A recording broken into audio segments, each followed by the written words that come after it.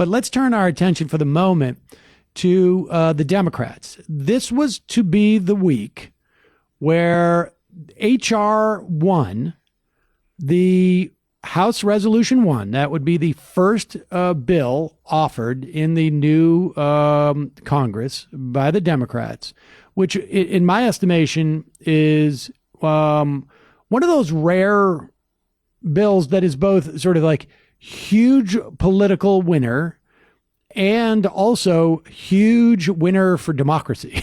This is a bill that talked about ethics reform, that talked about lobbying reform, that talked about real, tangible changes in the way that we vote, giving federal workers a holiday to vote on Election Day, doing voter registration, reenfranchising ex-felons.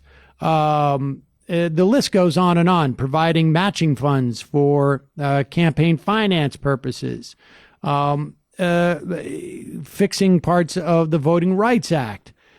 And this was supposed to be a big sort of rollout for the Democrats.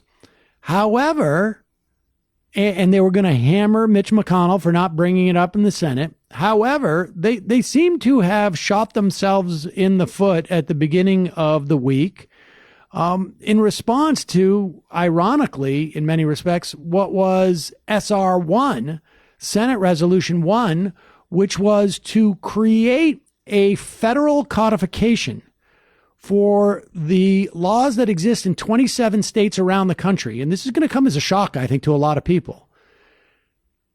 Senate Resolution 1 was going to codify the fact that in 27 states across the country, you, as a private contractor, as a small company, in Texas, it was someone who does speech pathology for public schools, needed to sign a pledge in order to get employment from state programs that you would not participate in a protest against the state of Israel.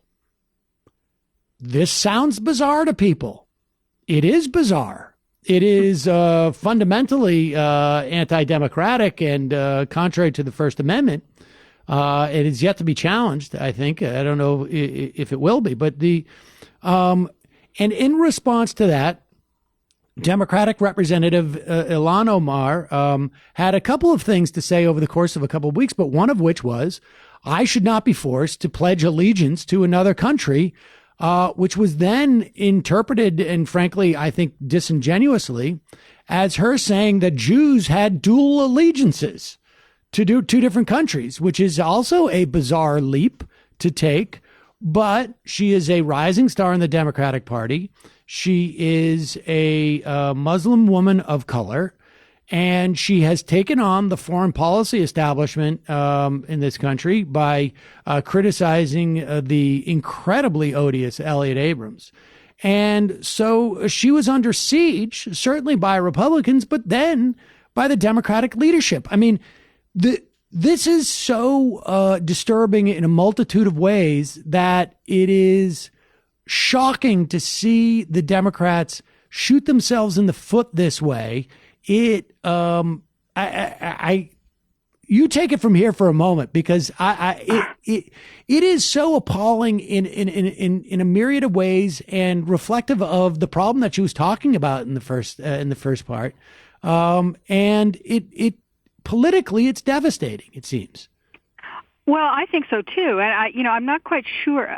I honestly don't understand it. I mean, I really find this very bizarre. Now, I guess if you take it down to just simply, I mean, what Omar, and I mean, this part can't be left out.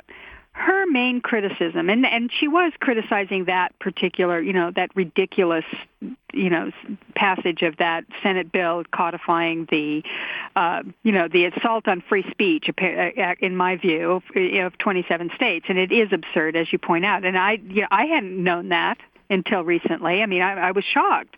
And I think most people would be shocked, if they knew. And when they find out, they're going, what? What's that about? We don't do that here. But we do. But what Omar's real critique has been from the beginning, is against the lobbying group, and they don't call themselves lobbyists, but that's what they are, of AIPAC. And AIPAC, which lobbies on behalf of Israel, in a love it or leave it way, they exercise a lot of influence in American politics. And it's not just on behalf of American Jews or Israel. They also lobby on behalf of the, far-right white evangelical community, which is CUFI, also, I think, is one of the big organizations, CUFI. I can't remember what it stands for now, but it's a Christian evangelical organization. And we should say, in terms of AIPAC, Thomas Friedman has very explicitly, in the context of some interview, said, and this is not a direct quote, but it's pretty darn close, talking to his interviewer, if you and I were in a congressional race and I supported AIPAC, I would be able to outraise you in about 30 minutes because I could make 3 phone calls and blow you away, is essentially what he said. Far more explicit, and it seems to me suggestive of some type of anti-Semitic trope. I mean, in this instance, she mentions AIPAC in one instance, but in other instances, she resents the fact that she, as a congresswoman who is not a Jew, and not a Christian for that matter, is required to, and she cites the, taking this pledge, and she is complaining that she, as a congresswoman, does not have the room to criticize our foreign policy in regards to Israel or Israel's domestic policy. And it's absurd. I mean, it's absurd both, I think, because, and I say this as a supporter of Israel, they are deserving of critique. But it's just also absurd that there would be this type of sensitivity to any country. I mean, I realize that we're an ally, but you and I remember this well, Heather. During the first 3 or 4 years of this century, France was so mocked and derided in the House that they renamed the French fries at the Republican, at the congressional commissary. I mean, this is not normal. And right. I want to take a break here. And talk about why this is. I mean, I get it why Steve Scalise's out there criticizing her because she's a Muslim and he wants to get her off of this committee. But why are Democrats taking the bait here? We got to take a quick break. I'm Sam Seder. This is Ring of Fire Radio.